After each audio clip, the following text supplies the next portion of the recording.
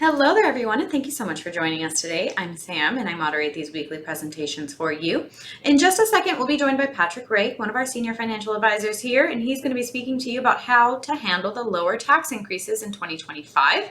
I apologize in advance. We will not have time to answer questions after this presentation, but please feel free to continue to ask away. It's completely anonymous, and I'll make sure one of our financial advisors addresses those questions with you either through phone or email after the presentation. You're going to see some links popping up on your screen. I'll be adding those links to the presentation as you watch along. You can click on those. They're going to guide you to valuable resources such as our calendar link where you can book an appointment with one of our advisors, as well as a link to follow us on YouTube and LinkedIn, where you can get much more retirement related content. We post weekly, so please follow us along there. We really think you'll get a lot of benefit out of that. And as a quick reminder, we are not affiliated nor endorsed whatsoever by any specific company. We are a completely independent group of financial advisors here, so please keep that in mind as you're listening along. And without further ado, let's jump right into it with Patrick Ray. Thank you, and welcome everyone. My name is Patrick Ray, and I appreciate your attention this afternoon, and hopefully we'll have some guidance on some things that I feel like are often overlooked when we help people transition from an employee to a retiree. And so today we're going to talk about some of the general tax strategies that could be considered or things that you want to be mindful of while transitioning for certainly one of the most frustrating and what is deemed stressful in many cases transitions, because this is a big deal. And for people who move into retirement, it's typically the first time that they've ever done that.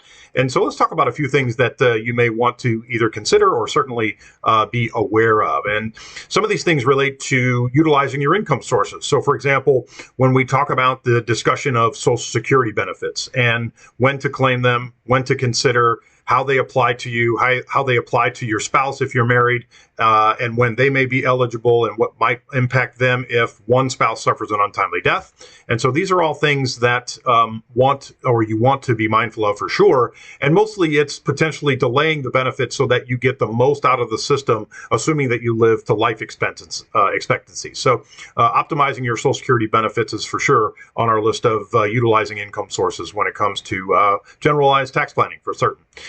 Exploring some part-time work. This is often a discussion we have with people who may have a shortfall. Maybe there's a window of time like between 62 and 65 where they don't want to pay for their medical insurance, but they don't want to work a full-time job. And so oftentimes it makes sense for you to consider a less stressful environment, somewhere that maybe you can work for a vendor that you might have worked for or with while you were working at the company you were working for to help supplement your income and your income needs. And certainly, assuming that you're beyond the age of 59 and a half, of course, there are potential options for you to withdraw money from your retirement accounts to help supplement that number to get you to a certain window where you're comfortable. And even if you're not prior to or after 59 and a half, prior to, there are options that you have under the IRS rules that you may want to check out our retirement video that talks about specific and strategic planning prior to age 59 and a half and how you can avoid the 10% penalty. So all of these things are relevant to considerations for utilizing your income sources for sure. And then maybe one that goes often overlooked or unthought of in a general context, which is your rental properties and making sure that they're housed or that they're full so that you get additional revenue or income sources from those that are being unused for certain. This is a tough one for many people because often when you're working and in your working years, you have not used a budget for the general context of what you live off of from day to day or from week to week or from month to month. But certainly tracking your expenditures is a massive deal. And if there's anything that we could recommend that you do, if you haven't already done so, is get yourself an understanding of what a 3 to 6 month window looks like. There are a ton of applications and free spreadsheets and things to help you monitor your expenses. Many of these financial banking institutions that you're utilizing have these opportunities where you can track expenses and just give yourself a better understanding of what you actually need to help you prioritize the essentials from the non-essentials. And so prioritizing this helps you with understanding what the needs are for housing. And healthcare and food and primary expenditures that you're going to need for the rest of your life, obviously. And so we want to make sure we focus and put a prioritization on that. And then if you can consider cutting expenses, oftentimes when we're transitioning into a scenario where you're only using 80 or 85% of the income that you've been accustomed to living off of, you want to consider reducing your discretionary expenditures for sure. Things that are related to entertainment and various subscriptions that you may not be using on a regular basis. Certainly, all things to be mindful of and to recognize for sure. Take advantage of your tax benefits. And so, for example, what I'm speaking of specifically are senior tax credits, things that help explore credits like medical expense deductions and senior specific benefits. Don't overlook the importance of how that may play a role in your retirement. Also, talking about tax efficient withdrawals and retirement, we do an entire presentation on the tax efficiency of your retirement cash flow. And so withdrawing money from things like Roth IRAs or tax advantaged accounts or things that you have invested in your individual accounts that could be utilized from a tax beneficial perspective, all things you want to be considering when trying to take advantage of the best tax related opportunities when you transition into retirement. And certainly the state benefits. Are there benefits to the state programs that are being offered for property taxes and given a certain age for certain senior benefits that might be available, energy subsidies and for senior discounts and things of this nature, all things that certainly we are not too big to be paying attention to when we want to do what's best for our family in the grand scheme of it. Paying off debt and other financial obligations, certainly paying down your high interest credit card and outstanding liabilities is a big deal. We want to target and have a specific plan to ensure that that gets mitigated to the greatest degree it can. And so we want to attack those with the most of aggressiveness that we possibly can. And so this may consider or things to consider, which is like consolidating loans, helping lower your monthly payments through either refinancing or consolidation. Any of these types of things certainly might be on the table for some who need to consider the obligations and or liabilities that they have to help them with a efficient and lower cost retirement. And clearly avoiding new debt is a big deal. The old saying goes, don't buy it if you can't afford it. And jokingly, you probably can't afford it in buying a Bentley as opposed to buying a new car of a Ford or a Chevy or some sort. So certainly we want to avoid the larger purchases, especially if they're financed, because there's costs that are associated with that. And then it just extends into deep into our retirements where we continue to have to make a plan for that. So be mindful of that for sure. Managing healthcare costs is a big deal, obviously, and certainly with for those of you who are in that window of being prior to age 65, and maybe you have retirement eligible benefits from the company that you work for, which is great, but there are certain things that you want and need to consider with supplemental plans and reviews of your current policy and the cost and expenditures of that, and what those deductibles, as an example, are to make sure you have emergency proceeds that are available to cover that in the event that they are needed. And of course, this continues into the preventative care discussion, which is many of the new plans now require you or give you bonuses and benefits to having the preventative care thought process where you utilize free or low cost screenings and things that help you avoid future medical problems. And so certainly those are things to obviously consider. And then on the HSA and FSA side, make sure that you're utilizing and funding these to the greatest degree you can, especially the HSAs, because they don't have the same requirements as an FSA does for spending them in a given tax year. And ultimately, in the event that you're over 65 and you don't need the HSA money, you can utilize that for retirement expenses just like you would your other retirement assets. So certainly something you want to give some consideration to if you hadn't already done that. Preserving your nest egg seems to go without a cause for us. We mind this as a fact and need for every single person who asks for our help. And this ties into not just the plan and the plan that we have in place to make sure that someone helps to the greatest degree they can avoid running out of money, which is your biggest risk as a retiree, is running out of money. So diversifying your investments, which could include a myriad of stock and bond and dividend paying type stocks and other investments and other income generating assets that might be helpful to reduce the risk that you have of running out of money while you are alive. We always advocate that you have an emergency fund. Maintaining and or having access to 6 to 12 months of living expenses is certainly a big deal, and we give a lot of credence to the importance of what that means to a family, especially if it helps avoid calling us for taking larger withdrawals from your IRAs, which ultimately cause potential tax concerns that we have to deal with down the road. And then something that's new age that you're probably all aware of to some degree, we go through an extensive training process to help alleviate and avoid these things at all costs, which are the scams that are important to all of us where we don't want to get taken advantage of. So be cautious of fraudulent schemes and weird emails and text messages that you have gotten, and things like that have barcodes or scanning codes that you have not recognized or you don't know who they're from. Do not scan those, because those ultimately will provide access to your computer, because they download malware to your computers and to your electronic devices. So be aware of all the scams to the greatest degree you can, because this creates obviously a problem that we all want to do our very best to avoid. And here's something that goes untalked about in the most cases that we have, or the average case that we see, which is leveraging community resources and looking out for local assistance programs that you have with food banks and transportation services and other utility related services that could give you some benefits to accessing. Senior centers, this one hits home for me because I used to take my grandmother to the senior center for a painting activity every Tuesday and Thursday that she really enjoyed, and this was a free activity for her, and certainly something that gave her something to look forward to. And so I know that was important to her, and so senior centers have a great outline of activities and things that you can all participate in. And then not-for-profits and charities, they're always typically looking for volunteers, things that you could do with your time to help seek support that might ultimately turn into some way to offset the medical expenses and housing assistance that you might look for by leveraging these community programs that are available.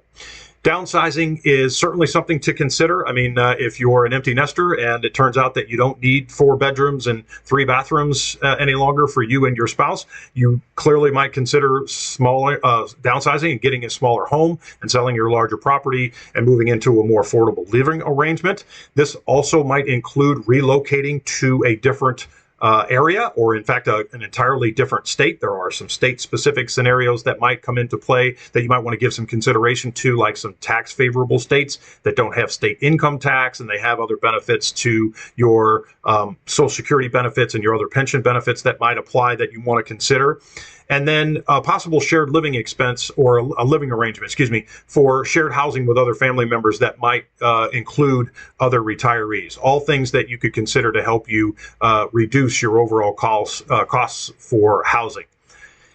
Planning for inflation, that is the second biggest risk that, in my opinion, serves as a concern, which is outliving your money. Certainly, running out of money is the biggest risk, and then attached to that is how inflation impacts the need for you to have cash flow and monies to live off of if you live past life expectancy, for sure. So investing in inflation protection securities, you could consider things like things called TIPS, which are Treasury Inflated Protected Securities, another word for a bond, that has some adjustments for inflation that are built in. And then adjusting your spending annually is also a big thing. We talk about this in our meetings with our clients, that if you're looking to have a higher expenditure year because you're going to take a bigger trip, or there's a improvement to the home that you're considering making, consider doing that in a year that you have had a successful year in the market. So in other words, as 2024 comes to a close, we've had a pretty good run in the stock market. Maybe now is the time to consider taking some of the profits off the table to otherwise pay for these expenditures that you would have. And conversely, if 2025, as an example, is a flat or a down year, maybe we save those extra expenses and things that might cost us more money and push that off into the following tax year to give yourself a more protection development around your retirement assets, and certainly a way to look at what we call guardrails. And we talk about this at length in our tax efficient retirement strategy. And being flexible certainly is a big key, right? Don't have this mindset that it's all or nothing, or it has to be this given way every single year, year in and year out for the rest of your life. Be mindful that sometimes flexibility is a necessity, and it helps to be flexible with what you're going to spend, how you're going to spend, and what your retirement technically looks like from year to year. So we talked just a minute ago about some potential state benefits. There are some states that have no income tax: Alaska, Florida, Nevada, South Dakota, Texas, Tennessee, Washington, and Wyoming. And so those could potentially help you not just from a state income tax perspective, but some of these states could also give you exempt Social Security and pension income benefits, which could also help the net cash flow that you have. And so even though they have some income tax requirements, of course, from a federal perspective, these are all but fully exempt from Social Security benefits and pension benefits in Alabama, Hawaii, Illinois, Mississippi, and Pennsylvania. So these are all things, again, to be aware of when we're considering how to make the most of a retirement scenario. And so this ties into some of the state tax considerations. And so while some states don't have Social Security or pension taxation on their benefits, they have higher property and sales tax. And so sometimes they offset, and one's lower on one state front and another one's higher on another. So each state has their own unique rules for pension and income exemptions. And so I encourage you to look those up way prior to you considering moving to a state that might be beneficial or that you might think might be beneficial. And so some of these states allow partial exclusions based on income and age as another example. All things to consider. And in the end, the biggest takeaway is consult with your tax person. If you don't have a tax person, maybe the retirement year that you transition into retirement is the year that you consider hiring a tax professional to ensure that there are no mistakes and that you cross all the T's and dot all the I's. Now, the reality is we know that most people over the age of 50 do not have a written financial plan. In fact, 74% of the people over the age of 50 don't have a written financial plan. And there's really no excuse for that, primarily because there are firms like ours that use this as a pathway to introduce their services to you, so that if you're looking for a partner in retirement, you could consider working with an individual who might be and look out for your best interest. And so having said that, this is a process that we go through that if you're willing to spend some time with us, we're delighted to spend some time with you. And so you may be thinking, why should we consider the retirement group? And it's because our team has a ton of experience in working with Fortune 100 employee personnel transitioning into retirement, which is one of the most stressful events that you'll ever have to go through. We have offices all across the country, and we have a deep knowledge of most of your 401k and your pension plans and your medical plans. And so if you have some time to spend with us, we have a complimentary cash flow analysis that I just mentioned we do not charge for, and it's a way for you to kind of stress test where you're at from a financial planning and a retirement planning scenario. So if this seems to be something that you might be interested in, please email us at info@theretirementgroup.com. You can also call us at 800-900-5867. And if you feel so inclined, you could take a picture of this QR code to the left, and it will get you access to my calendar or one of my teammates' calendars, where you can pick a time that's convenient for you for us to chat for a few minutes to see if there's some things that we could do to potentially help you. And then on the LinkedIn page, if you're not already following us on LinkedIn, I encourage you to do that, because we have a ton of new and updated material that might be relevant, certainly for a specific company that you may work for. And so with that, I'll leave you for the afternoon. Thank you very much for joining us today. I hope you found some value in what I had to share with you. And if it ends where you need to have a plan or some kind of outline of where you stand to help you consider if it's best for you to transition into retirement or when that process might take place, please reach out to us, because we're glad to help. And so with that, have a great afternoon, and we'll talk to you next time. Take care.